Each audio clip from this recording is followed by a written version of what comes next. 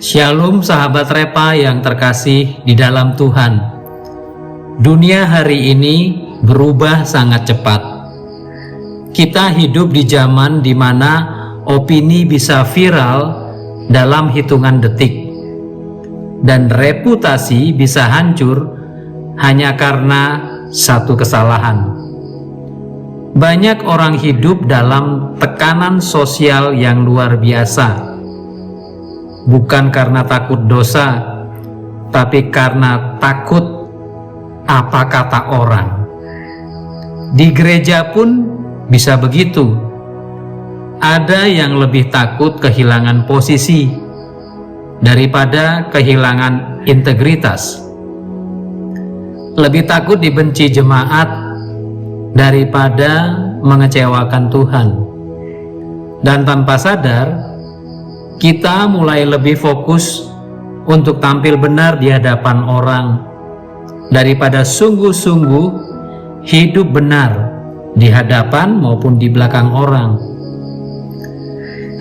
Di kota Antiokhia, Rasul besar Petrus melakukan hal tersebut.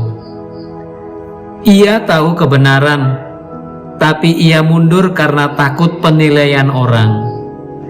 Dan dari kisah itulah Rasul Paulus menulis surat Galatia 2 ayat 11-14. Bukan untuk mempermalukan Rasul Petrus, tapi untuk mengingatkan seluruh jemaat, seluruh gereja. Jangan biarkan ketakutan sosial menggantikan ketakutan kita akan Tuhan. Latar belakang surat Galatia 2 ayat 11-14 diceritakan bahwa setelah kebangkitan Tuhan Yesus, Injil meluas ke bangsa-bangsa non-Yahudi. Masalahnya, orang Yahudi masih memegang aturan sosial yang ketat soal makanan, soal sunat, dan kemurnian ritual. Makan bersama bukan sekadar makan, tapi simbol penerimaan. Di Antiokhia, Rasul Petrus awalnya hidup bebas. Ia makan bersama dengan siapa saja. Tapi ketika datang kelompok dari Yerusalem, orang-orang Yahudi Kristen, Rasul Petrus menarik diri.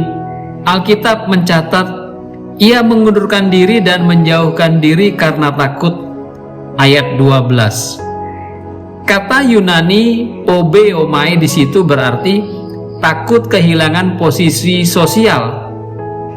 Bukan takut akan Tuhan, tapi takut kehilangan wajah di depan manusia.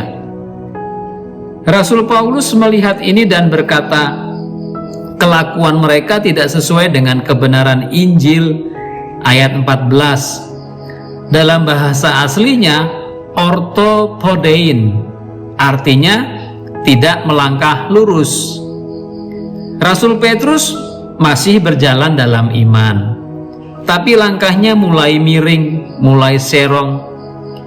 Ia tidak berhenti melayani memang, hanya ia kehilangan arah kompasnya. Kisah ini bukan hanya tentang dua rasul yang berbeda pendapat. Ini tentang dua jenis rasa takut. Yang pertama, takut kepada dosa yang melahirkan pertobatan, ditunjukkan oleh Rasul Paulus. Yang kedua, takut pada penilaian orang yang melahirkan kemunafikan. Rasul Petrus melakukan ini. Untuk itu mari kita lihat tiga ajaran teologis yang muncul dari peristiwa ini. Ajaran teologi yang pertama, takut kepada manusia menumbuhkan kemunafikan. Takut kepada Allah menumbuhkan keaslian iman. Surat Galatia 2 ayat 12 dan 13 menyatakan, Rasul Petrus menjauhkan diri karena takut terhadap golongan bersunat. Ketika kita lebih peduli pada pandangan orang, kita mulai memainkan peran seperti aktor rohani. Kata munafik di sini berasal dari sinipokrinomai, artinya berpura-pura bersama. Itu akar kata dari hypocrite, aktor di panggung Yunani kuno. Dan gereja masa kini penuh dengan panggung seperti itu. Kita bisa tersenyum di depan orang, tetapi lelah di dalam hati. Kita tampil kudus di depan orang, tapi takut dinilai kurang rohani. Orang yang takut Tuhan tidak perlu berpura-pura. Orang yang takut akan Tuhan hidup jujur karena tahu Tuhan melihat hatinya. Sebuah kutipan berbunyi, kemunafikan lahir dari rasa takut, kehilangan penerimaan manusia. Keaslian iman lahir dari rasa takut, kehilangan hadirat Allah. Ajaran teologi yang kedua, kebenaran Injil lebih tinggi daripada reputasi pribadi dan tekanan komunitas. Surat Galatia 2 ayat 11 dan 14 berkata, aku berterus terang menentangnya, sebab kelakuannya tidak sesuai dengan kebenaran Injil. Rasul Paulus tahu resikonya. Menegur Rasul Petrus di depan umum bisa dianggap tidak sopan, bahkan berbahaya.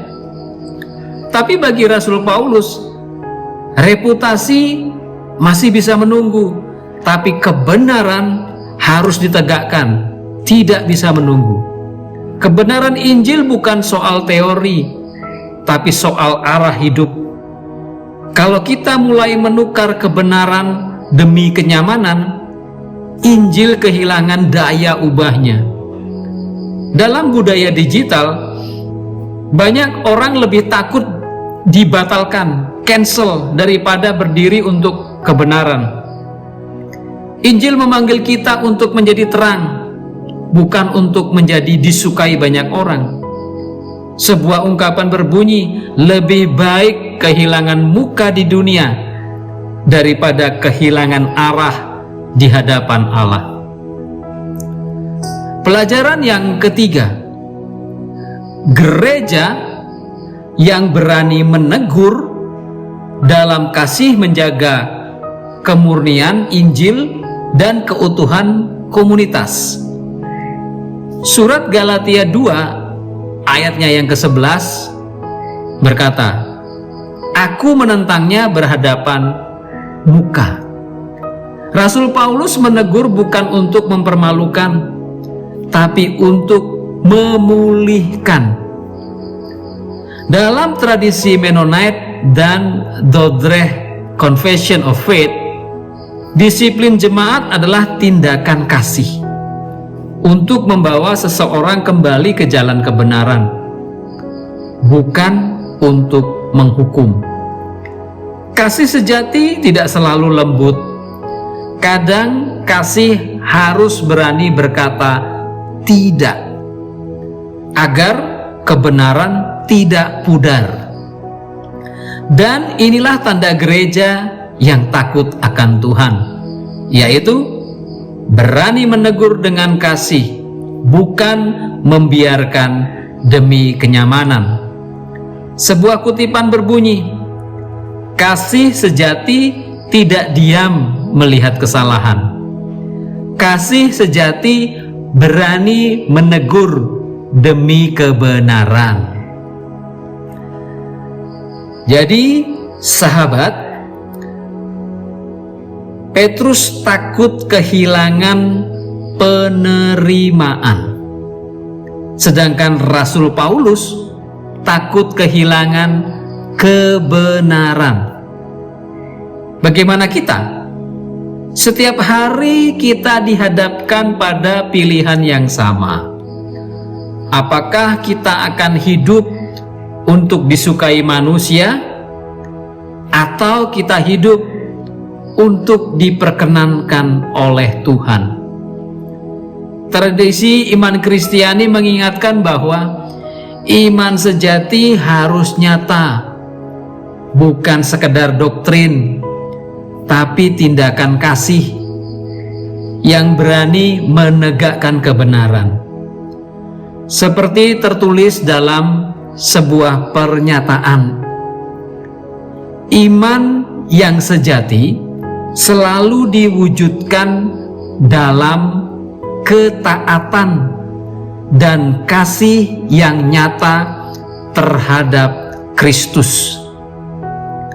Sebuah ungkapan berbunyi, takut kepada dosa menumbuhkan kesucian. Takut kepada penilaian orang menumbuhkan topeng. Untuk itu, marilah kita hidup jujur di hadapan Allah. Bukan hanya tampil baik di hadapan manusia. Marilah kita memberanikan diri menegakkan kebenaran dengan kasih. Dan marilah kita memilih takut yang benar, yaitu takut kehilangan hadirat Tuhan. Mari kita berdoa. Tuhan, kami bersyukur untuk firman-Mu hari ini. Engkau tahu betapa sering kami takut kehilangan penerimaan manusia, lebih daripada takut kehilangan kehendak-Mu. Ajarlah kami hidup jujur di hadapan-Mu, berani menegakkan kebenaran, dan rendah hati untuk menerima teguran di dalam kasih. Biarlah gereja-Mu menjadi komunitas yang bukan hidup dari citra diri, tapi dari kasih karunia. Dalam nama Tuhan Yesus Kristus kami berdoa. Amin.